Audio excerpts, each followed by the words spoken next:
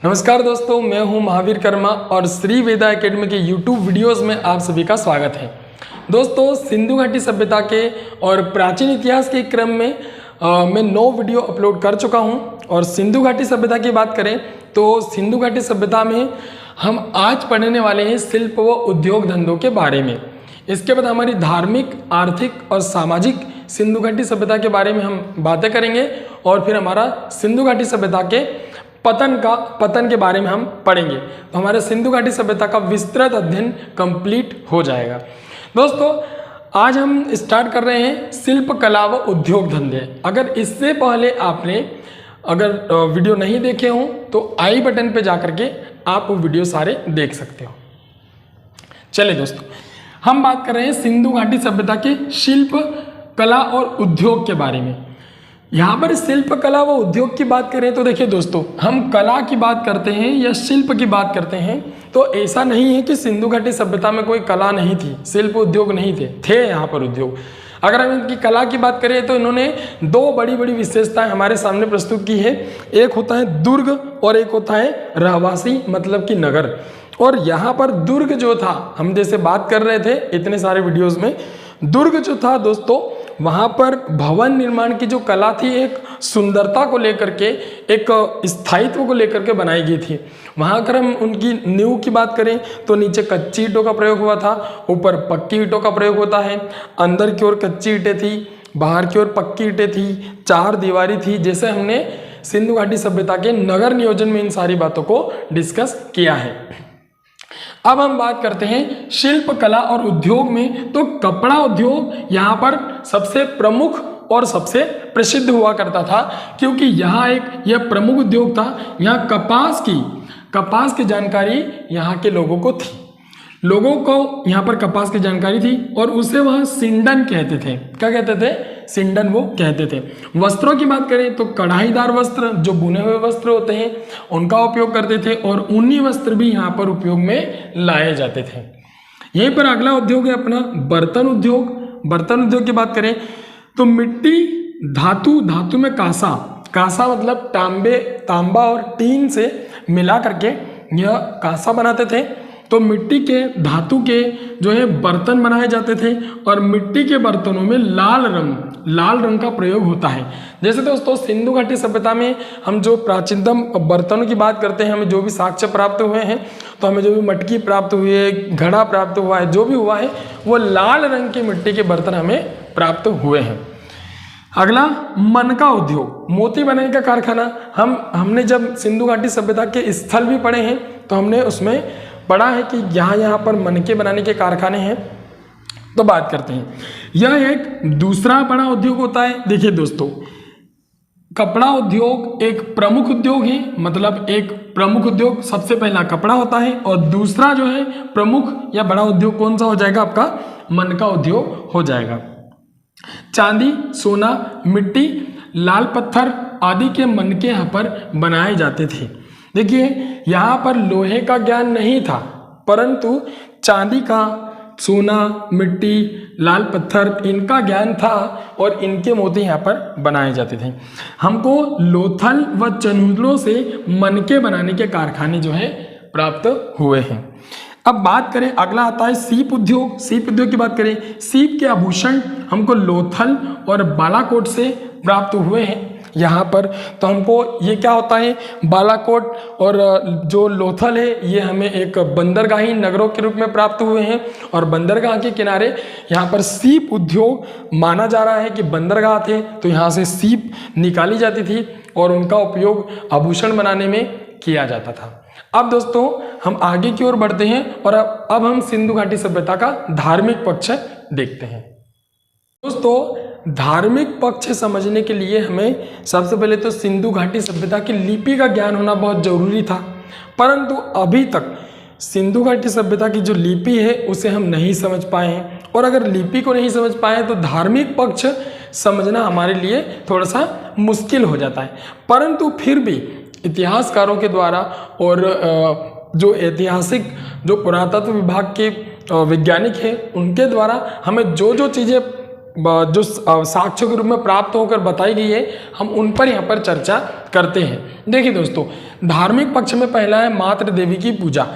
मातृ देवी की पूजा दोस्तों, हमें यहाँ पर सिंधु घाटी सभ्यता के जो हमें सिक्के प्राप्त हुए हैं, जो हमें चीज़ें प्राप्त हुई है, तो वहाँ से हमको मातृ देवी की मूर्ति के अंकन प्राप्त हुए हैं। और मातृ देवी की मूर्ति के अंकन से हमें ये बात पता चलती है कि अगर मातृ देवी की मूर्ति जो है सिक्कों पर प्राप्त हो रही है, उसका अंकन या उसकी मूर्ति प्राप्त हो रही है, मतलब वहाँ के लोग जो है वो माता की पूजा करते थे और वहाँ पर मातृ सत्ता थी, माता की सत्ता पाई जाती होगी। जैसे हमको मोहनजोदड़ो से भी 10 इंच की मातृ देवी की कांसे की मूर्ति प्राप्त हुई है। तो यहाँ से मातृ देवी की मूर्तियाँ प्राप्त होना मतलब यहाँ पर मातृ सत्ता जो है वो ज़्यादा होगी। दूसरी बात करें, हमें एक ऐसी मूर्ति प्राप्त हुई है, एक ऐसा अंकन या चित्र प्राप्त हुआ है जहाँ पर माता के गर्भ से, नाभि से एक पौधा निकला हुआ है, तो जिससे हम उर्वरता की देवी मानते हैं। तो ये भी पता चलता है कि माता को उर्वरता या प्रकृति की देवी भी माना जाता होगा। तो आप इन चीज़ों को लिखते चलिएगा जो मैं बोलते जा रहा हूँ। मातृ देवी जो है, मातृ देवी की वहाँ पर पूजा जो है प्रधान होती थी, क्योंकि हमको कई सिक्कों में सारी चीज़ें मिली है। आगे बात करिए पशुपतिनाथ की पूजा। अब देखिए दोस्तों, हमको पशुपतिनाथ की पूजा के बारे में कैसा पता चला। हमें यहाँ से कुछ साक्ष्य प्राप्त हुए जिनमें हमको एक आयताकार प्लेट प्राप्त हुई है, एक शिलाखंड है, उसमें एक व्यक्ति जो है वो योग मुद्रा में बैठा हुआ है, जिसके अब कोई सा व्यक्ति है जो योग मुद्रा में बैठा है, उसके 3 सिंग हमको पाए गए हैं, ठीक है। उसके जो एक पैर है दूसरे पैर पर है, मतलब वो योग की मुद्रा में बैठा हुआ है। एक तरफ हाथी गेंडा मिले हैं हमको, एक तरफ हमको हाथी मिला है, एक तरफ हमको गेंडा मिला है, एक तरफ बाघ और यहाँ पर शेर के अंकन मिले हैं, और नीचे पैरों में हमको यहाँ पर हिरण के जो है साक्ष्य पाए गए हैं। तो इससे क्या पता चलता है, ये जो है एक व्यक्ति है जिसके चारों ओर पशु हैं, जिससे हमने इस व्यक्ति को या इस आकृति को हमने पशुपतिनाथ मतलब भगवान शिव या शंकर के रूप में माना है, तो हमने इसे पशुपतिनाथ बोल दिया यहाँ पर। और पशुपतिनाथ जो है इसकी पूजा भी यहाँ पर होती होगी, क्योंकि इसके अंकन में हमको ज़्यादातर मिलते हैं। अब बात करिए वृषभ पूजा। वृषभ मतलब कि बेल पूजा। तो बेल पूजा के साक्ष्य हमको यहाँ पर पाए जाते हैं। हमको यहाँ पर कुछ ऐसे अंकन प्राप्त हुए हैं जिसमें वृषभ या बेल है या सांड है, जिसके सिर पर एक सींग है, ठीक है, बेल, और उसका कुबड़ भी है। तो कुबड़ वाला सांड या बेल इसकी पूजा के साक्ष्य में हमको मिलते हैं, क्योंकि इसकी आकृति के अंकन भी हमको सिक्कों पर और जो स्थलाकृतियां हैं उन पर हमको मिलते हैं। अब बात करें अग्नि पूजा की। तो दोस्तों कालीबंगा की हम बात करें तो कालीबंगा में हमको अग्नि कुंड के साक्ष्य प्राप्त हुए। अग्नि कुंड के साक्ष्य प्राप्त हुए, इसका अर्थ होता है कि यहाँ पर अग्नि पूजा होती होगी। और एक बात ये भी है दोस्तों, पुरोहित वर्ग, हमने इसे देखा था कि हमने जो भी स्थल पढ़े जिनमें एक दुर्ग या गढ़ी टीला होता था, एक नगर होता था। दुर्ग में जो है ब्राह्मण या पुरोहित या अपन बात कहें तो प्रशासनिक अधिकारी वहाँ पर निवास करते थे। तो दोस्तों अगर प्रशासनिक अधिकारी और पुरोहित वहाँ पर रहते थे, मतलब कि वो पुरोहित जो है वो पूजा का कार्य करते होंगे, क्योंकि हमने जैसे बात ये भी की थी कि हमें स्नानागार मिला था जहाँ पर हमको एक वस्त्र बदलने के लिए, वस्त्र परिवर्तित करने के लिए हमको एक कक्ष भी मिला है। तो वहाँ से हमको ये भी साक्ष्य प्राप्त हुए कि सूर्य पूजा भी की जाती थी। सूर्य पूजा के साक्ष्य भी मिले हैं, जल्दी से स्नान करके सूर्य पूजा के साक्ष्य कुछ प्राप्त हुए हैं। तो इससे ये पता चलता है कि अग्नि पूजा भी यहाँ पर होती होगी, क्योंकि अग्नि कुंड के साक्ष्य हमको कालीबंगा से प्राप्त हुए हैं। अब बात करें प्रकृति पूजा। तो यहाँ पर वृक्षों की पूजा, यहाँ पर सूर्य की पूजा, नदी की पूजा, ये सारी चीज़ें अपने को यहाँ से मिलती हैं। मतलब सिंधुवासी प्रकृति की पूजा भी करते थे, क्योंकि हमने उर्वरता की बात की, कृषि, तो मातृ देवी की पूजा हो गई, पशुपतिनाथ की पूजा हो गई, वृषभ की पूजा हो गई, अग्नि की पूजा हो गई, तो प्रकृति की पूजा भी यहाँ पर ये व्यक्ति करते थे। चलिए अब हम बात करते हैं, यहाँ पर कुछ इंपॉर्टेंट चीजें और भी थी। देखना इसका वीडियो सही है कि गलत हो गया, सही आ गया, सही है। चलिए अब हम यहाँ पर बात करते हैं मृत्यु के बाद दाह संस्कार में प्रचलित तरीके। देखिए दोस्तों, सिंधु घाटी सभ्यता में हमें दाह संस्कार की कुछ साक्ष्य भी प्राप्त हुए हैं, क्योंकि हमको वहाँ के जो कंकाल मिले हैं तो कंकालों से हमने कुछ जो है यहाँ पर निकाली है चीज़ें कि क्या क्या चीज हो सकता है, दाह संस्कार कैसा हुआ होगा। तो दोस्तों हमको यहाँ पर 3 प्रकार से दाह संस्कार मिलते हैं। एक तो पूर्ण शवाधान, पूर्ण शवाधान का मतलब होता है, और ये सबसे प्रचलित तरीका था क्योंकि अधिकतर हमको जो कंकाल मिले हैं वो पूरे कंकाल मिले हैं और पूर्ण शवाधान के साक्ष्य मिलते हैं। पूरे शरीर को दफनाया जाता था जिसे पूर्ण शवाधान कहा जाता था। अब बात करें हम आंशिक शवाधान, मतलब आंशिक मतलब आधा, जिसमें क्या है शरीर के कुछ भाग को नष्ट होने के बाद दफनाया जाता था। दोस्तों देखिए, हम एक बात कर रहे हैं, ये सारी चीज़ें जो है हमने साक्ष्य के आधार पर हमने इनको देखा है, परंतु रियलिटी कुछ है जो भी है उसके बारे में आज तक पता नहीं चला है। क्यों? क्योंकि हमें इसकी लिपि के बारे में जब तक पता नहीं चलेगा तब तक हम इसकी रियलिटी, वास्तविकता के बारे में कुछ अनुमान नहीं लगा सकते। हाँ, हमने जो अनुमान लगा है वो केवल अनुमान मात्र है, मतलब एक कल्पना मात्र है, रियलिटी है वो पता नहीं। अब आंशिक शवाधान है, शरीर के कुछ भाग के नष्ट हो जाने के बाद यहाँ पर दफनाया जाता था। अब आधा शरीर नष्ट हो जाता था, उसके बाद उसको दफना देते थे। कुछ कंडीशन या कुछ घटनाएं ऐसी मिली होगी, कुछ ऐसा हुआ होगा। अब बात करें कलश शवाधान। कलश शवाधान में क्या होता है, शव को पहले जलाने के पश्चात बची हुई राख को कलश में भरकर उसे दफनाया जाता था, उसे कलश शवाधान कहते थे। होता है ना दोस्तों, कोई व्यक्ति का वो मरने के बाद में जला दिया, फिर उसकी राख बची, उस राख को हम फिर दफना देते हैं वापस से, तो वो कलश शवाधान यहाँ पर होता है। तो 3 प्रकार के शवाधान है, एग्जाम में तीनों से क्वेश्चन भी पूछे जाते हैं, पूर्ण शवाधान, आंशिक शवाधान और कलश शवाधान। आगे बात करें, सामान्यतः एकल शवाधान की पद्धति थी। ये बात ध्यान रखना है, कौन सी पद्धति थी? एकल शवाधान। अधिकतर हमको जो कंकाल मिले हैं वो एकल शवाधान के मिले। परंतु अगर हम बात करें लोथल की, तो लोथल से युगल शवाधान, यहाँ से युगल शवाधान के साक्ष्य में हमको प्राप्त होते हैं। ये 2 कंकाल हमको एक साथ मिले हैं, तो लोथल से हमको युगल शवाधान के साक्ष्य मिलते हैं। आगे बात करें, यहाँ पर इंपॉर्टेंट चीज एक और भी है, यहाँ के जो लोग थे वो पारलौकिक जीवन की आस्था को मानते थे। क्यों मानते थे? क्योंकि मोहनजोदड़ो से हम बात करें दोस्तों, मोहनजोदड़ो में हमको कुछ ऐसे शवाधान प्राप्त हुए जहां पर दफनाने के साथ साथ में हमको कुछ चीज़ें भी मिली हैं, जैसे उसके खाने के लिए चीज़ें, मिट्टी का बर्तन, मटका, बहुत सारी चीज़ें हमको उसके साथ साथ की जो यूज़ करता होगा वो चीज़ें हमको मिली हैं। तो यहाँ पर इस चीज़ को सिंधु घाटी वाले मानते होंगे कि व्यक्ति के मरने के बाद व्यक्ति के लिए उपयोग में आई जाने वाली चीज़ें जो है उसके साथ रख दी जाए। तो ये पारलौकिक जीवन में आस्था रखते थे कि परलोक में जब व्यक्ति मर के जाएगा तो उसको ये चीज़ें काम में आएगी जो हमेशा वो पास में रखता था, इसलिए उन चीज़ों को भी साथ में दफना दिया जाता था। तो सिंधु घाटी सभ्यता में अधिकतर हमने मोहनजोदड़ो में पारलौकिक जीवन के संबंधित कुछ साक्ष्य भी हमने यहाँ पर देखे हैं। तो ये हमारा होता है धार्मिक पक्ष। दोस्तों यहाँ पर सिंधु घाटी सभ्यता में तावीज जो होते हैं उनके साक्ष्य भी प्राप्त हुए हैं, जिससे भी पता चलता है कि तंत्र मंत्र या जादू टोना पर भी ये लोग विश्वास करते होंगे। तो ये धार्मिक पक्ष है, परंतु धार्मिक पक्ष की पूरी तरह से बात करें तो धार्मिक पक्ष लिपि के न पढ़े जाने के कारण केवल एक अनुमान मात्र है, परंतु एग्जाम में इससे रिलेटेड क्वेश्चन आपके आते हैं जिनसे आपको ध्यान में रखना है। चलिए अब हम आगे बात करते हैं सामाजिक या आर्थिक पक्ष पर। दोस्तों अब हम सामाजिक सिंधु घाटी सभ्यता की सामाजिक व्यवस्था के बारे में बात करते हैं कि यहाँ का समाज कैसा था। जैसे आज की बात करें तो आज का समाज कैसा है, आज के समाज की आर्थिक स्थिति के आधार पर जैसे विभाजित है, जैसे कुछ वर्गों में बटा है, ऐसे ही सिंधु घाटी सभ्यता में भी जो समाज हुआ करता था, जो समाज की अगर हम बात करें तो सिंधु घाटी सभ्यता के समाज में कुछ वर्ग बटे थे। कुछ वर्ग किस आधार पर बटे थे? वो भी उनकी आर्थिक स्थिति के आधार पर ही बटे थे। जैसे विशिष्ट वर्ग।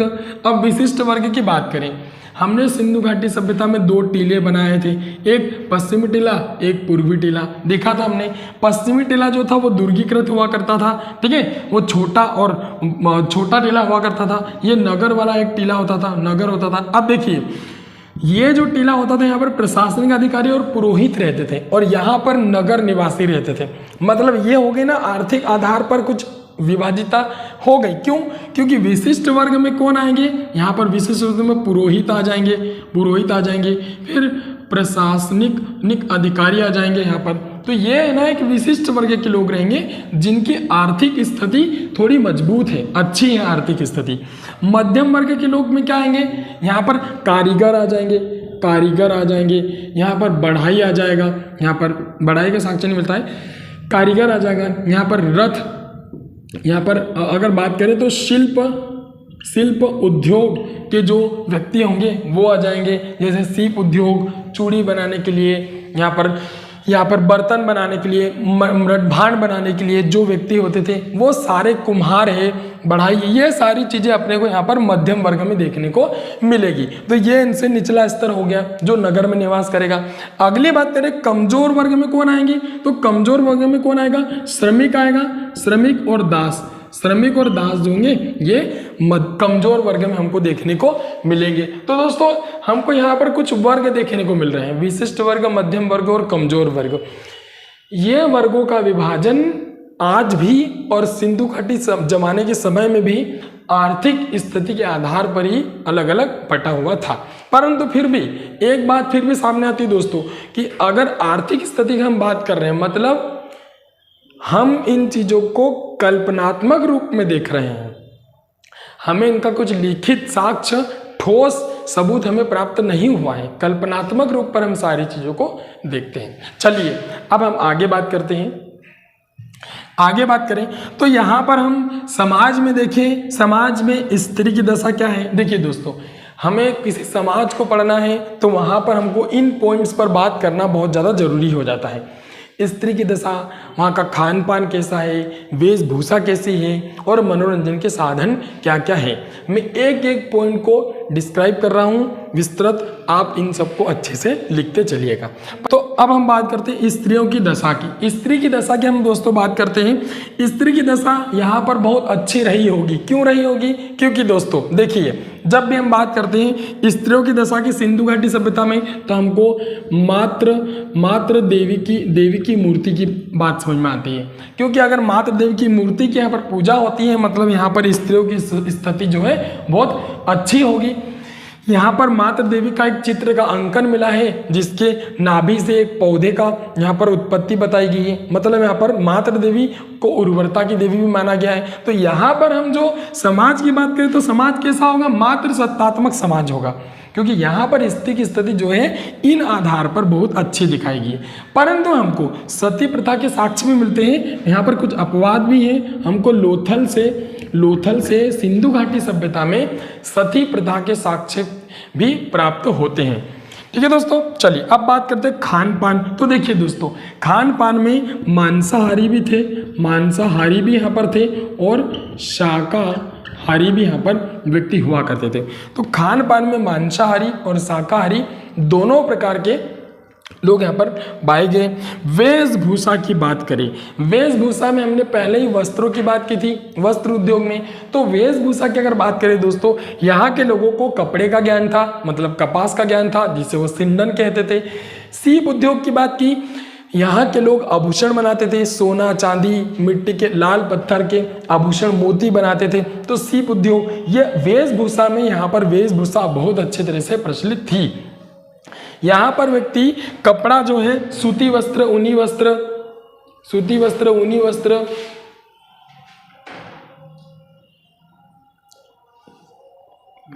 यहाँ पर व्यक्ति जो है सूती वस्त्र और ऊनी वस्त्रों का प्रयोग करता था। यहाँ पर सूती वस्त्र, ऊनी वस्त्र उपयोग में लाए जाते थे।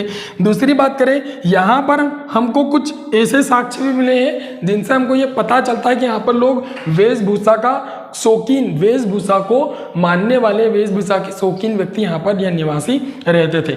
दोनों वर्ग के, अब वर्ग के आधार पर वेशभूषा का अलग अलग चयन होता था। जैसे विशिष्ट वर्ग की बात करें तो यहाँ पर महिलाएं और पुरुष जो है सोने चांदी की यहाँ पर इनका साक्ष्य सोने चांदी की आभूषणों का उपयोग करते थे।